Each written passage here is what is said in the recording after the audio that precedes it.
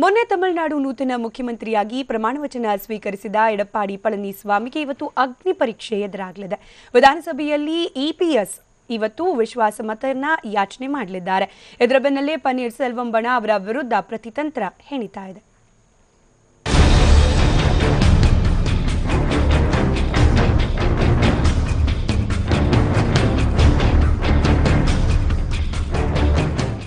ತಮಿಳುನಾಡಿನಲ್ಲಿ ನೂತನ ಸರ್ಕಾರ ರಚನೆ ಬಳಿಕ ಮತ್ತೆ ರಾಜಕೀಯ ಹೈಡ್ರಾಮಾ ಶುರುವಾಗಿದೆ.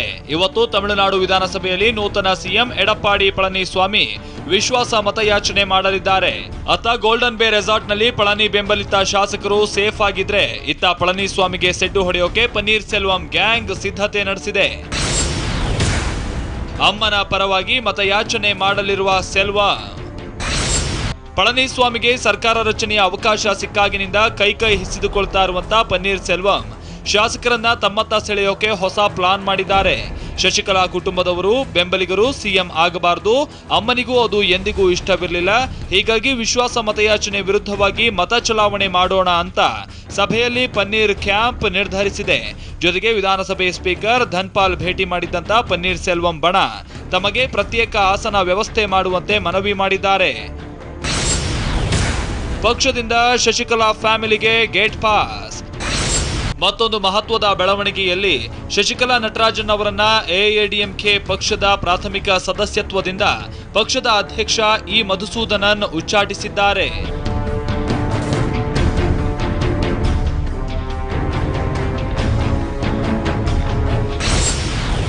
ಶಾಸಕರಿಗೆ ವಿಪ್ ಜಾರಿ ಮಾಡಿದ ಮುಖ್ಯ ಸಚೇತಕ. ಅತ್ತ ಪನ್ನೀರ್ ಸೆಲ್ವಂ ಪಳನಿಸ್ವಾಮಿ ಪಾಳೆಯದ ಶಕ್ತಿ ಕುಂದಿಸೋಕೆ ರಣತಂತ್ರವನ್ನ ರೂಪಿಸ್ತಾ ಇರೋ ಬೆನ್ನಲ್ಲೇ ಇತ್ತ ಎಐಎಡಿಎಂಕೆ ಶಾಸಕರಿಗೆ ವಿಪ್ ಜಾರಿ ಮಾಡಲಾಗಿದೆ. ಸದನದಲ್ಲೇ ಹಾಜರಿದ್ದು ಸರ್ಕಾರದ ಪರ ಮತ ಚಲಾಯಿಸಬೇಕು ಅಂತ ತಮಿಳುನಾಡು ವಿಧಾನಸಭೆಯ ಮುಖ್ಯ ಸಚೇತಕ ರಾಜೇಂದ್ರನ್ ವಿಪ್ ಜಾರಿ ಮಾಡಿದ್ದಾರೆ. ಈ ನಡುವೆ ವಿಶ್ವಾಸ ಮತಯಾಚನೆ ವೇಳೆ ಡಿಎಂಕೆ ಎಡಪ್ಪಾಡಿ ಪಳನಿಸ್ವಾಮಿ ವಿರುದ್ಧ ಮತ ಚಲಾಯಿಸೋಕೆ ನಿರ್ಧರಿಸಿದೆ. ಒಟ್ಟಾರೆ ಇವತ್ತು ತಮಿಳುನಾಡು ವಿಧಾನಸಭೆ ಅಗ್ನಿಕುಂಡದಂತಾಗಲಿದೆ. ಕುದುರೆ ವ್ಯಾಪಾರ ನಡೆಯೋ ಸಾಧ್ಯತೆಗಳು ದಟ್ಟವಾಗಿದ್ದು, ವಿಶ್ವಾಸ ಮತಯಾಚನೆ ಮೇಲೆ ಎಲ್ಲರ ದೃಷ್ಟಿ ನೆಟ್ಟಿದೆ. ಪಳನಿಸ್ವಾಮಿ ಇದರಲ್ಲಿ ಸಕ್ಸಸ್ ಆಗ್ತಾರಾ ಅನ್ನೋದೇ ಈಗಿರೋ ಕುತೂಹಲ. ರಮೇಶ್ ಕಂಠೀರವ, ಟಿವಿ9 ಚೆನ್ನೈ.